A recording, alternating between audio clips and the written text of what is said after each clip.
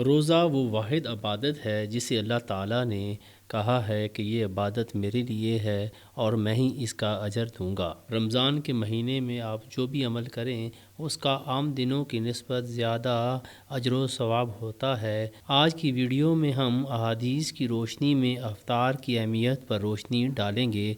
تاکہ آپ لوگ اپنی افطار کا اہتمام بہتر طریقے سے کر سکیں۔ حضرت سیدنا سہل بن سعد رضی اللہ تعالیٰ عنہ سے روایت ہے کہ حضور پاک صلی اللہ علیہ وآلہ وسلم فرماتے ہیں، ہمیشہ لوگ خیر کے ساتھ رہیں گے جب تک افطار میں جلدی کریں گے۔ جیسے ہی غروب افطار کا یقین ہو جائے بلا تاخیر کھجور یا پانی سے روزہ کھول لیں اور دعا بھی روزہ کھول کر مانگیں تاکہ افطار میں کسی قسم کی تاخیر نہ ہونے پائے۔ یہاں ایک اہم نکتہ یہ ہے کہ ہم اکثر دعا پہلے کرتے ہیں اور روزہ بعد میں کھولتے ہیں۔ یہاں ہمیں یہ بتایا گیا ہے کہ پہلے آپ روزہ افطار کریں، اس کے بعد آپ دعا کریں، یعنی کہ روزے کی افطار میں کسی قسم کی بھی تاخیر نہیں ہونی چاہیے۔ ایک اور حدیث مبارک میں روایت ہے، سرکار مدینہ صلی اللہ علیہ وآلہ وسلم نے فرمایا،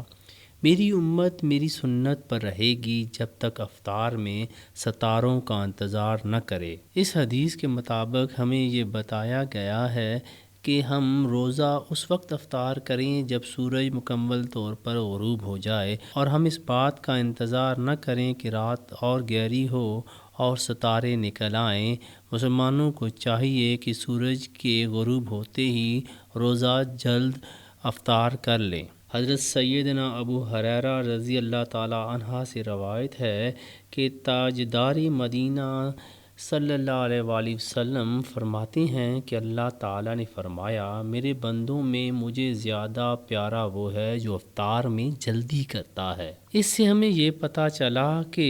اگر آپ نے اللہ کا پیارا بندہ بننا ہے تو افطار کے وقت کسی قسم کی مشغولیت نہ رکھیں، بس فوراً افطار کر لیں۔ ایک حدیث میں حضرت سیدنا انس بن مالک رضی اللہ تعالی عنہ فرماتے ہیں کہ میں نے اللہ تعالیٰ کے محبوب صلی اللہ علیہ وآلہ وسلم کو کبھی اس طرح نہیں دیکھا کہ صلی اللہ علیہ وآلہ وسلم نے افطار سے پہلے نماز مغرب ادا فرمائی ہو، چاہے ایک گھونٹ پانی ہی ہوتا،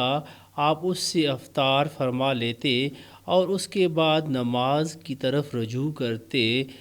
ایک اور حدیث کے مطابق حضرت سیدنا ابو ہریرہ رضی اللہ تعالی عنہ سے روایت ہے کہ سرکار صلی اللہ علیہ وآلہ وسلم کا فرمان ہے کہ یہ دین ہمیشہ غالب رہے گا جب تک لوگ افطار میں جلدی کرتے رہیں گے کہ یہود و نصارہ تاخیر کرتے ہیں۔ حضرت سیدنا زید بن خالد رضی اللہ تعالی عنہ سے روایت ہے کہ حضور صلی اللہ علیہ وآلہ وسلم نے فرمایا، جس نے کسی غازی یا حاجی کو سامان دیا یا اس کے پیچھے اس کے گھر والوں کی دیکھ بھال کی یا کسی روزہ دار کا روزہ افطار کروایا تو اسے بھی انہی کی مثل اجر ملے گا، بغیر اس کے کہ اس کے اجر میں کچھ کمی ہو۔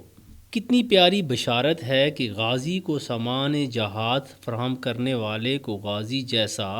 حج پر جانے والے کی مالی امداد کرنے پر حج کا اور افطار کروانے والے کو روزہ دار جیسا ثواب دیا جائے گا، اور اس سے بڑھ کر یہ کہ ان لوگوں کے ثواب میں بھی کوئی کمی نہیں ہوگی، مگر یاد رہے کہ حج و عمرہ کے لیے سوال کرنا حرام ہے اور اس سوال کرنے والے کو دینا بھی گناہ ہے۔ ایک حدیث مبارکہ میں حضرت سیدنا سلمان فارسی رضی اللہ تعالی عنہ سے روایت ہے کہ آپ صلی اللہ علیہ وآلہ وسلم نے فرمایا، جس نے حلال کھانا یا پانی سے کسی مسلمان کو روزہ افطار کروایا، فرشتے ماہ رمضان کے اوقات میں اس کے لیے استغفار کرتے ہیں اور جبرائیل علیہ السلام شب قدر میں اس کے لیے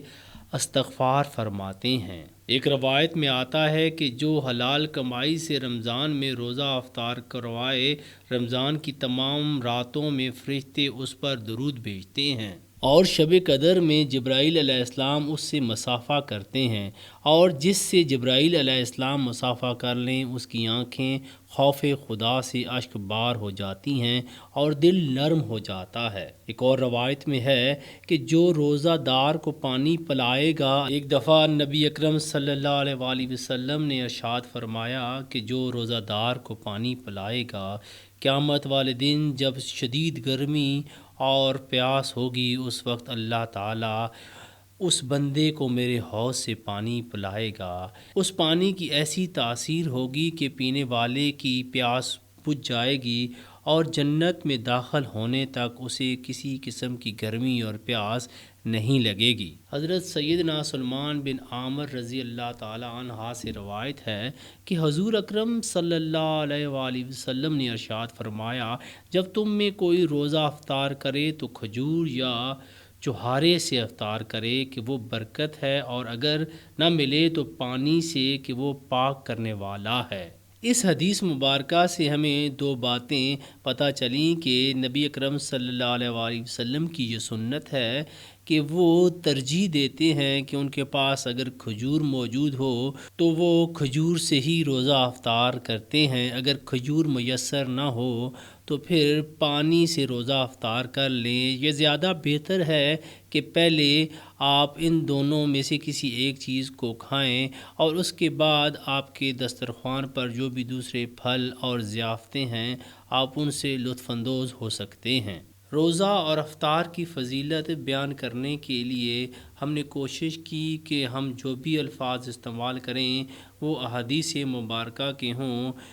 تاکہ کسی قسم کی غلط فہمی پیدا نہ ہو۔ اکثر علماء اپنی مرضی سے بولتے چلے جاتے ہیں اور سننے والے انہیں اسلام کا حصہ یا حدیث و قرآن سمجھ بیٹھتے ہیں، جو کہ ایک گناہ کبیرہ ہے۔ اس لیے ہم اپنی ویڈیوز میں کوشش کرتے ہیں کہ احادیث کے ہی الفاظ استعمال کیے جائیں، جہاں پر بات سمجھانا مفہوم ہوتی ہے اس کی تھوڑی سی وضاحت کر دی جاتی ہے۔ آپ سے بھی گزارش ہے کہ ایسی ویڈیوز یا ایسی آڈیوز